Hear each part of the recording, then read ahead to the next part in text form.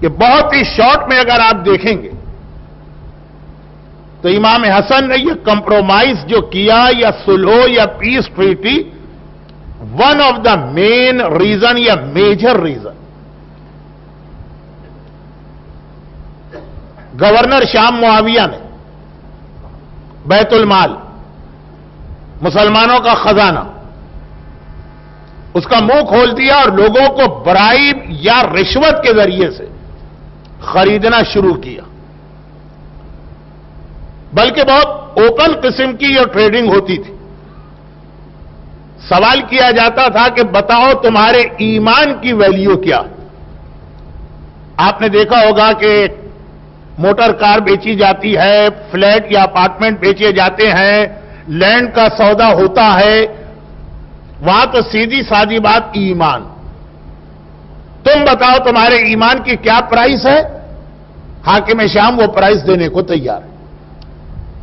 حسن مشتبہ کی آرمی کے 90% لوگوں کو اس طرح سے ان کے ایمان کو، کھلی کھلی بات ہے کہ ہمیں تمہارا ایمان چاہیے، اس طرح سے پرچیز کیا حاکم شام نے۔ اب میں ہسٹری کی ڈرائی ڈیٹیل میں نہیں جانا چاہتا، صرف ایک جملے تک آپ کو لے جانا ہے کہ یہاں تک ایک پلاننگ ہوئی تھی، 90% حسن مشتبہ کی آرمی والے اپنا ایمان بیچ چکے ہیں، اور یہ ڈیسائیڈ ہوا ہے کہ کل جب جنگ ہوگی تو حسن کی آرمی حسن پہ اٹیک کر کے حسن کو گرفتار کر کے حاکم شام کے ہینڈ اوور کرے،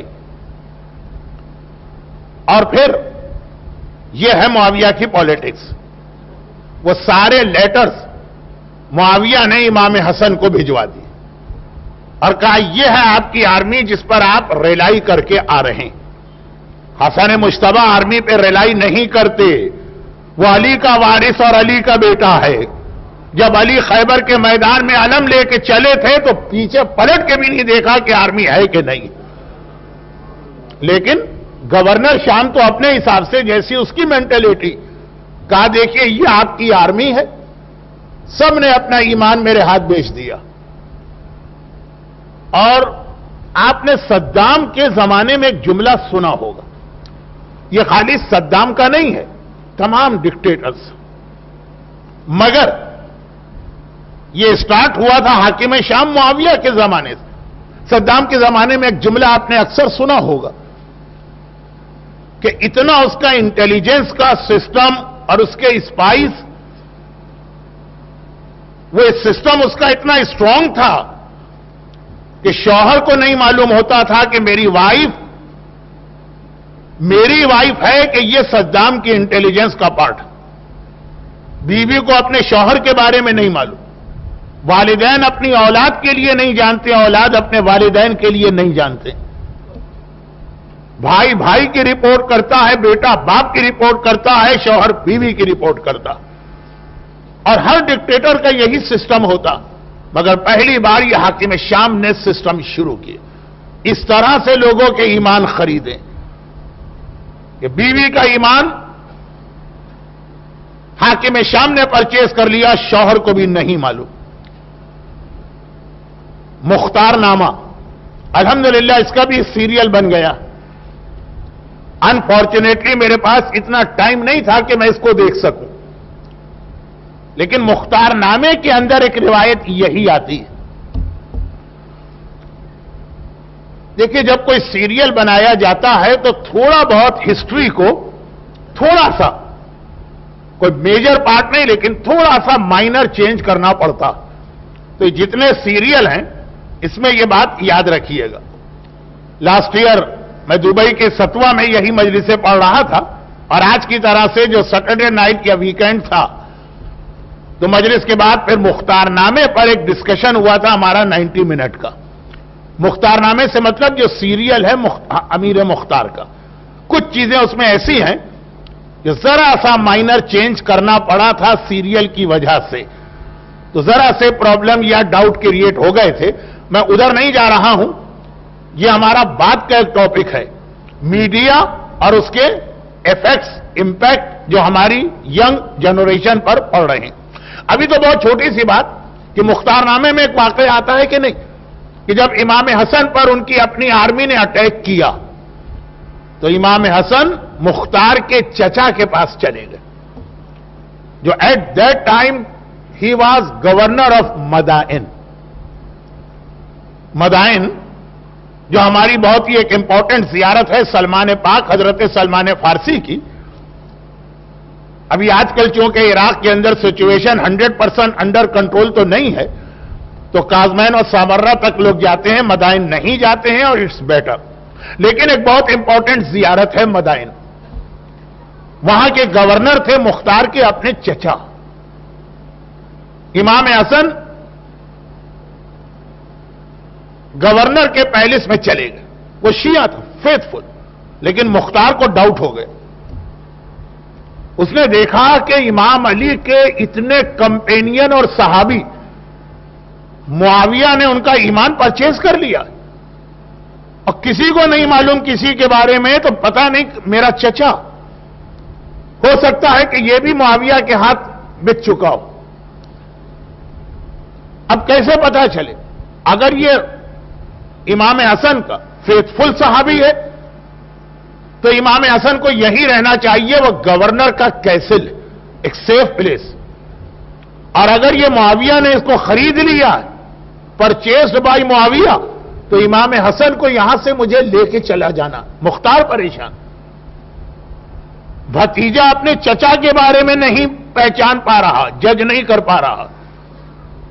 تب پھر وہ اسٹوری آتی کہ وہ امام علی کے بہت ہی پرانے کمپینین کے پاس گئے اور کہا کہ کیسے میں اپنے چچا کو اس کا انر چیک کروں. اور انہوں نے اس کو ایک پلاننگ کر کے دی. تو مختار اپنے چچا کے پاس آئے اور کہا چچا ہمیں تو ایک گولڈن اپرچونٹی ملی ہے, حسن ہمارے پاس آ چکے ہیں. ارے معاویہ کے ہاتھ ان کو بیچ دیجئے, معاویہ ملین کیا بلین آپ کو دے گا. اور یہ جملے اس لیے کہہ رہے ہیں مختار تاکہ اپنے چچا کو چیک کرے کہ اگر چچا معاویہ کا ساتھی بن چکا ہے تو اپریشیٹ کرے گا اس چیز کو. لیکن چچا اتنے غصے میں آ گیا کہ مختار کے چہرے پہ تھوکا اور اپنے غلاموں سے کہا کہ میرا بھتیجا ہے لیکن کک مار کے اس کو میرے محل کے باہر نکال دو. یہ میرے ایمان کی بات کر رہا ہے, میں اور اپنے امام کو معاویہ کے ہاتھ فروخت کروں. مختار کے چہرے پہ تھوکا, مختار کو کک مار کے باہر نکالا. مختار بہت خوش کیونکہ اس کا مطلب یہ ہے کہ میرا چچا جو ہے سنسیئر ماننے والا. لیکن یہ اتنا میں نے آپ کا ٹائم جو لے لیا وہ صرف یہ بتانے کے لیے کہ اس زمانے کی یہ سچویشن, چچا کو بھتیجے کے بارے میں, بھتیجے کو چچا کے بارے میں نہیں معلوم. اور معاویہ نے یہ سارے لوگ کیسے خریدے؟ پیسے دے گا. ہر آدمی سے پوچھتا ہے اپنے ایمان کی پرائز بتاؤ, جو پرائز وہ بتاتا بارگیننگ بھی نہیں ہوتی, نیگوسیشن بھی نہیں, جو پرائز بتائی معاویہ نے دے دی.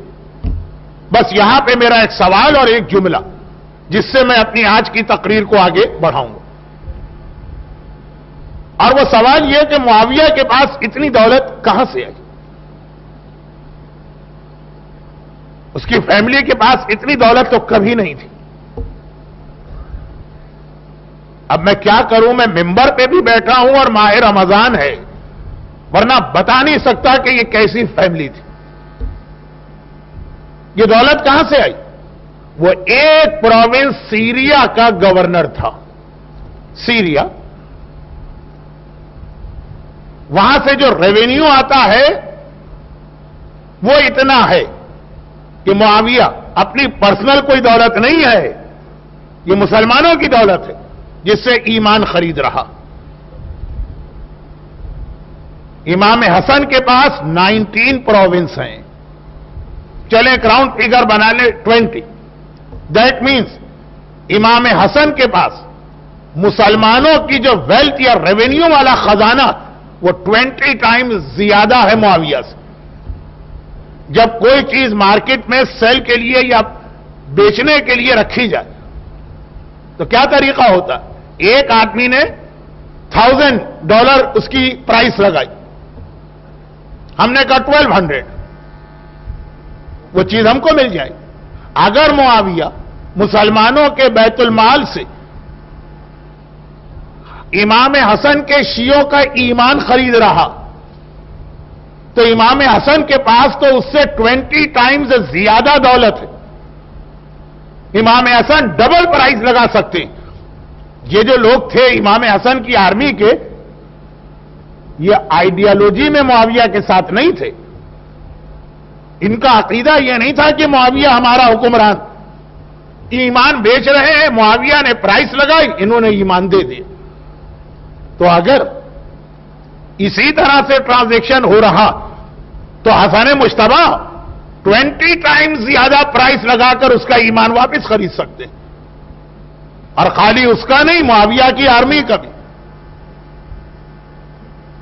مولا، آپ نے کمپرومائز یا آپ نے پیس ٹریٹی یا آپ نے سولو نامے پہ سائن اس لیے کی، one of the reason, that's not the only reason, one of the reason, کہ معاویہ نے آپ کی آرمی کا ایمان خرید لیا، تو مولا آپ اس سے 20 ٹائم زیادہ دنیا کی دولت رکھتے ہیں۔ ویسے تو حسن اولی الامر ہیں، لیکن دنیا کی دولت، آپ واپس یہ ایمان خرید لیجیے، یہ دوبارہ سب آپ کے پاس آ جائیں گے۔ حسن مجتبی نے کہا نہیں، اگر میں برائبری دیتا ہوں یا رشوت دیتا ہوں تو رشوت دے کر ایمان خریدا جاتا، لیکن جہاں رشوت آ جائے وہاں شریعت چلی جاتی، اور رشوت دینے والا معصوم نہیں رہتا ہے۔ میں امام معصوم ہوں، حکومت ہاتھ سے چلی جائے میرا کوئی لاس نہیں، عصمت نہیں جانا چاہیے، شریعت نہیں جانا چاہیے، چیئر کی کوئی اہمیت نہیں ہے، تاج و تخت تو آتے ہیں اور جاتے ہیں، عصمت کو بچانا ہے، شریعت کو بچانا ہے، تقوی کو بچانا ہے، حکم خدا کو بچانا۔ اور یاد رکھیے، یہ وہ حسن مجتبی کی سیرت کا وہ اینگل ہے جہاں پہ آپ کو حسن کے نانا رسول خدا یاد آنا چاہیے، کیونکہ آج میرا بہت ڈیٹیلڈ ٹاپک ہے، تو مجھے معلوم ہے کہ سیٹرڈے نائٹ کو 5-7 منٹ ٹائم سے آدمی زیادہ پڑھ سکتا ہے، لیکن بہت زیادہ 10 منٹ، آپ مجھے 1 گھنٹہ سے زیادہ تو نہیں دے سکتے، اس لیے میں ڈیٹیل میں نہیں جا رہا، لیکن ایک جملہ، یہ امام حسن کی سیرت کا وہ اینگل ہے، ریفلیکشنز آف سیرت امام حسن، جو پہلے آپ کو رسول خدا کی زندگی میں نظر آیا، وہاں بھی یہی ہوا تھا۔ ان دا ارلی سٹیجز آف اسلام، مکے کے کافر رسول خدا کے پاس آئے تھے، جب وہ سورہ یا ایھا الکافرون نازل ہوا اور کہا کہ اے محمد، آخر تم نے یہ ہمارے یوتھ کو مس گائیڈ کیوں کیا، ایک ڈسٹربنس تم نے پیدا کیا، ہماری فیملی لائف تباہ ہو رہی۔ یہ جملے یاد رکھیے، یہ ابھی آگے چل کے آئیں گے۔ ہمارے یوتھ مس گائیڈ ہو رہے ہیں، ہماری فیملیز افیکٹڈ ہو رہی ہیں، آخر کیا ہے تمہارا پرابلم؟ تمہیں پیسہ چاہیے، جتنی دولت کہو گے ہم دینے کو تیار، اچھی جگہ شادی کرنا ہے، عرب کی کسی بھی عورت کی جانب اشارہ کرو، ہم اس سے تمہاری شادی کر دیں، حکومت چاہیے تو ہم تمہیں اپنا رولر اور حکمران بناتے ہیں، تبلیغ بند کر دو، اسلام کی بات نہ کرو۔ لیکن ٹائم کم ہے تو میں بہت ڈیٹیل کے جملے نہیں کہہ رہا ہوں۔ پیغمبر اسلام نے کیا جواب دیا کہ اگر میرے ایک ہاتھ پہ سورج رکھو گے اور ایک ہاتھ پہ چاند رکھو گے تب بھی میں حق کا پیغام پہنچاؤں گا، حق کے پیغام کو نہیں روک سکتا ہوں۔ ایک ہاتھ پہ سورج رکھو، ایک ہاتھ پہ چاند رکھو۔ اللہ کو اپنے حبیب کا جملہ اتنا پسند آ گیا، اے میرے حبیب، تو نے میرے دین کی خاطر سورج اور چاند کو ٹکرا دیا، اب دیکھ دنیا کے سامنے میں تیرا اسٹیٹس واضح کروں گا، تو ایک ہاتھ کی انگلی کا اشارہ کرے گا، ڈوبتا ہوا سورج واپس آئے گا، دوسرے ہاتھ کی انگلی کا اشارہ کرے گا، چاند کے 2 ٹکڑے ہو جائیں گے اور چاند مل جائے گا۔ نعرے تکبیر، نعرے رسالت، نعرے حیدری، بہت ہی فولش اور بیوقوف ہیں وہ لوگ جو یہ سمجھتے ہیں کہ دین پہ عمل کریں گے تو نقصان ہوگا. اللہ آپ کا ٹیسٹ کرتا ہے، ٹرائل اور امتحان. پھر ایک بار آپ اللہ کے دین کے اوپر ثابت قدم رہیے، سورج بھی آپ کا غلام بنے گا اور چاند بھی آپ کا غلام بنے گا. ہم اور آپ ڈر جاتے ہیں، اور یہ جملہ چونکہ ابھی آگے ایکسپلین ہونے والا. تو پیغمبر سے اس وقت میں ہوتا تو ہاتھ جوڑ کے ایک بات کرتا. ہم تو 21 سینچری کے پولیٹیشین ہیں نا. ہم تو وہ لوگ ہیں کہ جو نعوذ باللہ رسول اور امام کو بھی ٹرین کرنے کی کوشش کریں گے اور ڈپلومیسی سکھائیں گے. ہمارے یوتھ کھڑے ہو کے مرجے کو بتاتے ہیں کہ فتویٰ کیسے دیا جاتا. ہماری کمیونٹیز آگے بڑھ کر امام خمینی کو بتاتی ہے کہ پالیٹکس کس چیز کا نام ہے. ہمارے ظاہرین نجف جا کے آغا سیستانی کو نعوذ باللہ یہ بتاتے ہیں کہ آپ کے فتوے، چاند کے فتوے کی وجہ سے کمیونٹی میں ڈویژن ہو رہا. کیونکہ آج ہمارے پاس خالی مرجے. اگر امام ہمارے سامنے ہوتا تو یہی چیزیں ہم امام کو بتاتے کہ مولا آپ بہت ریلیجیس آدمی ہے، نماز پڑھائیے، لیکن گورنمنٹ کیسے رن کی جاتی ہے وہ ہم آپ کو بتائیں گے. لیکن یہ آج کا سبجیکٹ نہیں ہے، اس کا وقت آئے گا. آج کا سبجیکٹ یہ کہ ہم ہاتھ جوڑ کر کہیں یا رسول اللہ، یہ مکے کے کافروں کی تیسری آفر کو ایکسپٹ کر لیجیے. انہوں نے کہا کہ ہم آپ کو دولت دیں گے، چلیں دولت تو آپ کے لیے کوئی مسئلہ نہیں، عورت دیں گے، خدیجہ طاہرہ جیسی بیوی جس کو مل جائے. لیکن وہ جو کہہ رہے ہیں نا کہ ہم آپ کو رولر بناتے ہیں، آپ یہ بات مان لیجیے. جب حکومت آپ کے ہاتھ میں آ جائے تو ڈنڈے کے زور سے سب کو مسلمان بنا دیجیے گا. حکومت آپ کے ہاتھ میں آ جائے پھر یہ جو تبلیغ اسلام آپ کر رہے ہیں، ابھی تو آپ کو ٹارچر کا سامنا کرنا پڑ رہا. عورتیں تک سر پہ کوڑا کرکٹ پھینکتی ہیں، راستے میں کانٹے بچھائے جاتے ہیں. ان کی تیسری بات مان لیجئے، کرسی آپ کے پاس آ جائے پھر آپ وہی حق کی بات کیجئے گا. مگر رسول کا جواب بھی یہی تھا کہ اگر میں ان کی بات مان لوں اور پھر بعد میں اپنی بات منواؤں تو گویا جھوٹ بول کے اسلام پھیلاؤں گا. اور اسلام جھوٹ کے ذریعے نہیں پھیلتا، اسلام وہی پھیلاتا ہے جو صادق بھی ہو اور امین بھی ہو. اب اللہ کے رسول نے حسن مجتبی سے 50 سال پہلے جو پیغام دیا کہ دین خدا شریعت اس پہ کوئی کمپرومائز نہیں ہوتا. حسن مجتبی اولی الامر ہے، کائنات کی ساری طاقتیں حسن کے ہاتھ میں ہیں، معجزے دکھا سکتا ہے، 1 سیکنڈ میں حاکم شام کی آرمی کا خاتمہ کر سکتا ہے. لیکن کہا کہ نہیں، شریعت زیادہ اہم ہے، عصمت زیادہ اہم ہے، دین خدا زیادہ اہم ہے. حاکم شام رشوت دیتا رہے، حسن مجتبی علی کا بیٹا 1 درہم رشوت میں نہیں دے گا. حکومت چلی جائے تو چلی جائے. یہ حسن ہے. اور ہم ہیں، ہم کون ہیں؟ حسن کے غلام. ہماری عورتیں کون ہیں؟ حسن کی کنیز. اور ہماری حالت یہ کہ ہم اپنی ڈیلی لائف میں روزانہ کمپرومائز کرتے ہیں، روزانہ شریعت کو ہاتھ سے قربان کر دیتے ہیں. ذرا ذرا سی بات پہ دین خدا ہمارے ہاتھ سے نکل جاتا.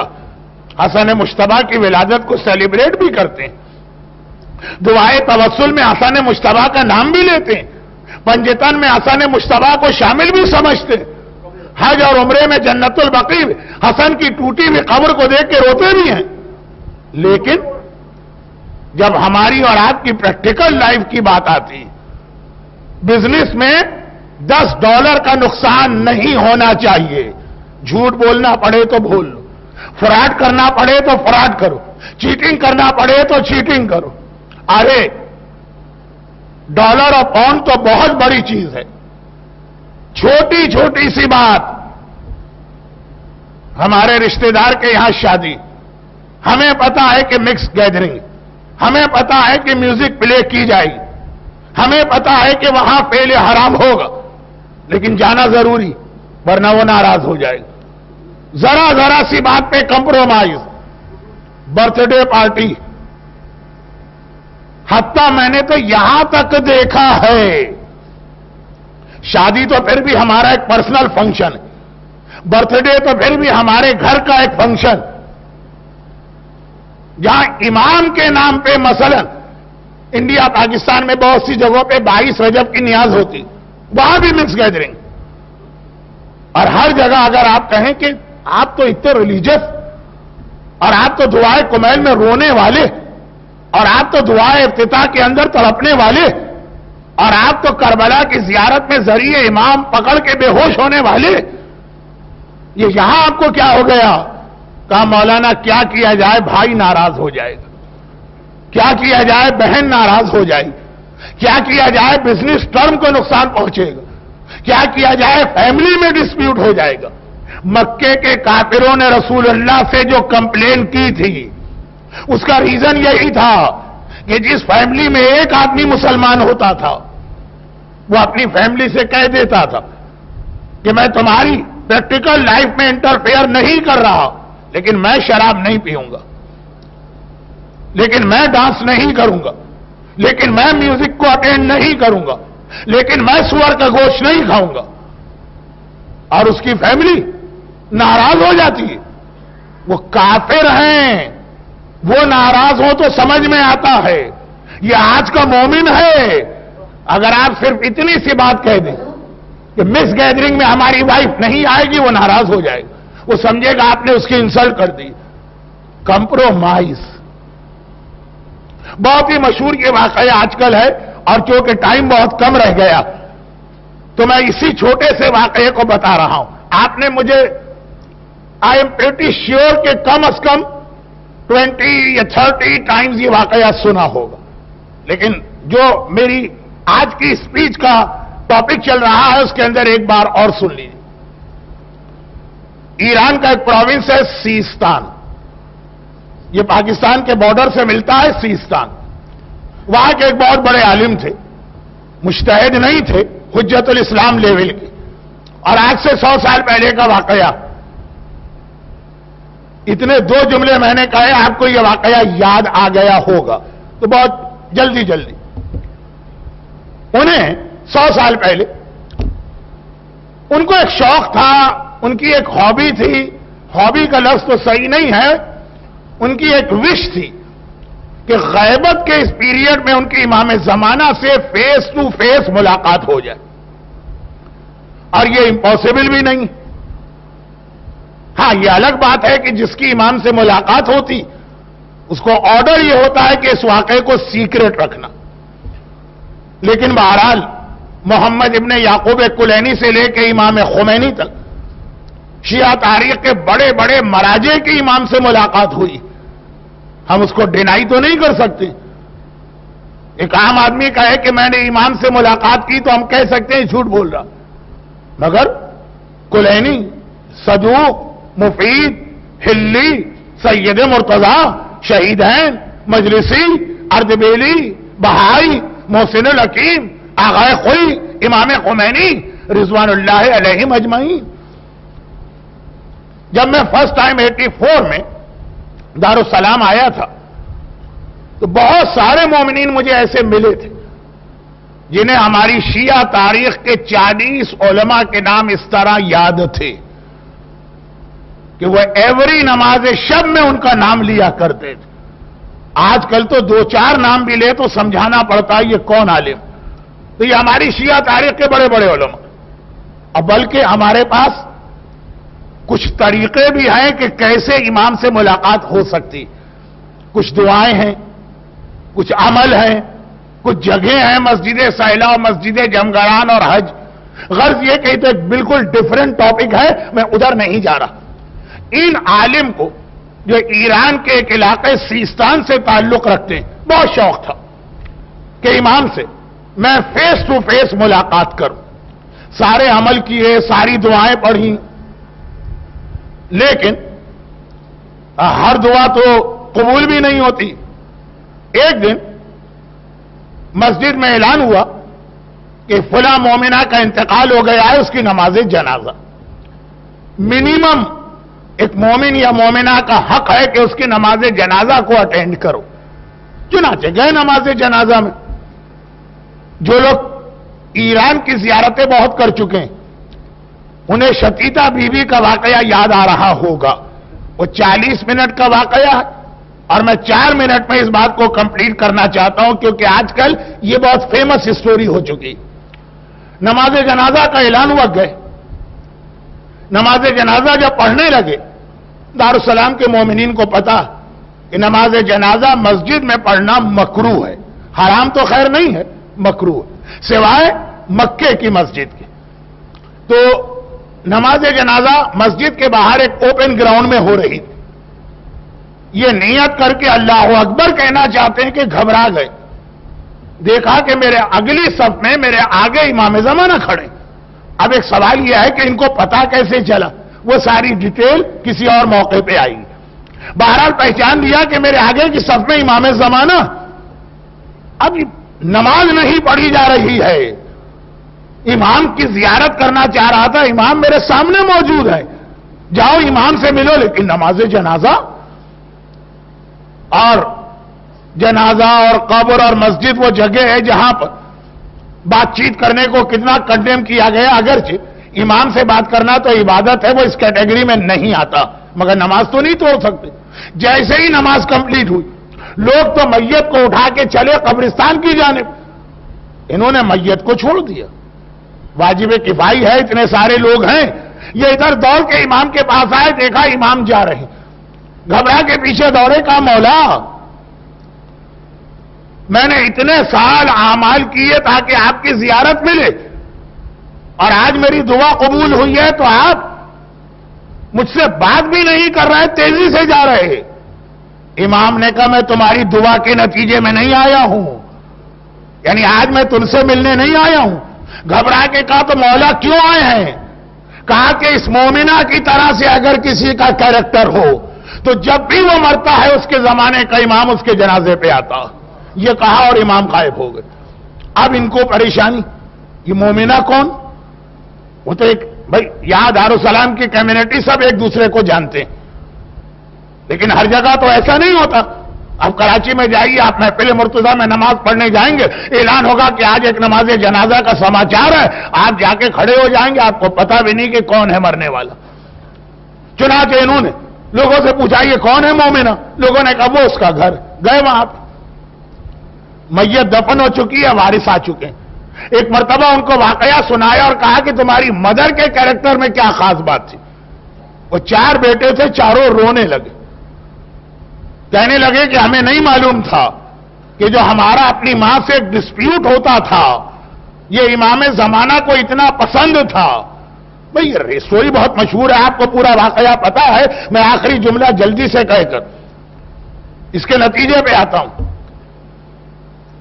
اس آدمی نے، ان عالم نے، آدمی نہیں یعنی عام آدمی نہیں، حجت الاسلام لیول، ایک مرتبہ کہا لیکن بتاؤ تو صحیح بات کیا؟ کہا تمہیں پتا ہے کہ آج کل شاہ کا نظام، ایران کے ریولوشن سے پہلے شاہ اور شاہ سے پہلے اس کا باپ، یہ اس کے باپ کے زمانے کا واقعہ، جب حجاب پر ٹوٹل بینڈ تھا. کوئی عورت نہ اسکارف پہن سکتی ہے، نہ چادر پہن سکتی ہے، نہ عبا پہن سکتی. اگر کوئی گھر سے باہر اپنے سر کو چھپا کے نکلے گی تو اس کی چادر یا اسکارف کو کھینچ کے اتارا جائے گا اور بازار میں جتنے نامحرم ہے سب سے کہا جائے گا اس سے ہینڈ شیک کرو اور اس کو کس کرو. چادر پہن کے نکلنے والی کتنی پائس عورت ہوگی، یہ اس کی پینلٹی، یہ اس کی پنشمنٹ. کہا کہ ہماری ماں نے جب یہ سنا تو کئی عورتوں نے اس سے آ کے کہا کہ بھائی اب تو مجبوری ہو گئی، اور مجبوری میں تو حرام بھی حلال ہو جاتا. چنانچہ اللہ ہماری مجبوری دیکھ رہا ہے، ہم مجبوری کے عالم میں بغیر حجاب کے گھر سے نکلتے ہیں. لیکن ماں نے ایک سٹینڈ لیا، کہا کہ میرے لیے گھر سے باہر کوئی واجب کام نہیں اور حجاب واجب کام ہے. میں غیر واجب کے لیے واجب کو نہیں چھوڑ سکتی ہوں. میں گھر سے نہیں نکلوں گی، مرتے دم تک وہ گھر میں رہی. 20 سال اس نے گھر سے قدم باہر نہیں نکالا. نو کمپرومائز آن واجبات، نو کمپرومائز آن شریعہ. یہ ہے حسن مجتبی کی کنیز. حسن مجتبی نے شریعت کو بچانے کے لیے، عصمت کو بچانے کے لیے، حلال و حرام کو بچانے کے لیے حکومت کو ٹھکرا دیا. یا ایک چھوٹی سی چیئر اگر ہم کو مل رہی ہو تو ہم اس کے لیے کمپرومائز کرتے ہیں. وہاں 20 پروونس کی حکومت حسن نے ٹھکرا دیا، کک مار دی کہ نہیں، حرام خدا نہیں ہوگا. یہ ہے مومن. نو کمپرومائز آن حجاب. بھئی گھر سے باہر نکلنا واجب ہو جائے تو الگ بات, گھر سے باہر جانا واجب نہیں ہے, حجاب واجب. برحمتك يا أرحم الراحمين وصلى الله على محمد وآله الطاهرين.